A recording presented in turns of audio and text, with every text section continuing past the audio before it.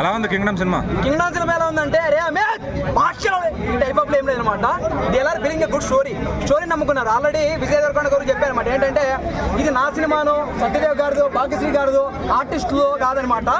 గౌతమ్ తిల్లూరి గారు డైరెక్టర్ నమ్మి ఒక ప్రొడ్యూసర్ అనేది ఎలా పెట్టాడంటే ఒక నమ్మి పెట్టాడనమాట.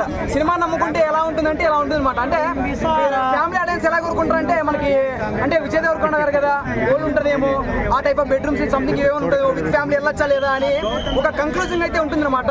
అవి ఏం లేవన్నమాట.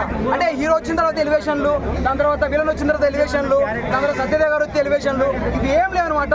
సినిమా నమ్ముకున్నారు, హిట్ కొట్టారనమాట. 1920 శ్రీకాకుళంలో షార్ట్ అయిన వచ్చింది, దాని తర్వాత 1990 హైదరాబాద్ అని వచ్చింది అనమాట.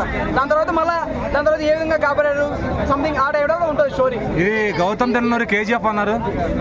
చెప్తాను అంటే ఇక్కడ తెరగొట్టుని తీస్తే దేవర అయిపోదు, దాని తర్వాత యాడో మున్సిపాలిటీ ఫ్యాక్టరీలు తీస్తే కేజీఎఫ్ అయిపోయింది అనమాట. అలా నడిచిద్ది అనమాట. కేజీఎఫ్ తలపించేలాగే ఉంది మరి.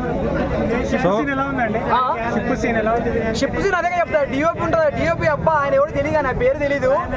అసలు మొత్తం డ్రోన్లు వేసాడు, గింబెల్ వేసాడు, దాని తర్వాత జిమ్మి వేసాడు, మొత్తం ఇచ్చి పడేది అనమాట. కెమెరా అయితే ఓవర్ అనేది తెలియదు కదా. కెమెరా తెలిసినాడు ఓవర్ అని ఎవ్వడు అండి అనమాట. అనిరుద్ధ్ బ్యాక్గ్రౌండ్ స్కోర్ ఎలా? భయ ఈ మల్టీప్లెక్స్ కాబట్టి ఏదో అలా వచ్చే కానీ మాస్ థియేటర్కి వెళ్ళాం అనుకో, శ్రీరాములు ఆ టైప్ ఆఫ్ థియేటర్కి వెళ్ళాం అనుకో, మొత్తం రగిలేలా అలా వచ్చింది అనమాట. బ్యాక్గ్రౌండ్ మ్యూజిక్ అంటే ఒక సాంగ్ ఉంటుంది ఎవరు మన భాగ్యశ్రీ గారితో, ఆ సాంగ్ ఒకటి కొద్దిగా మిస్ అయింది మరి.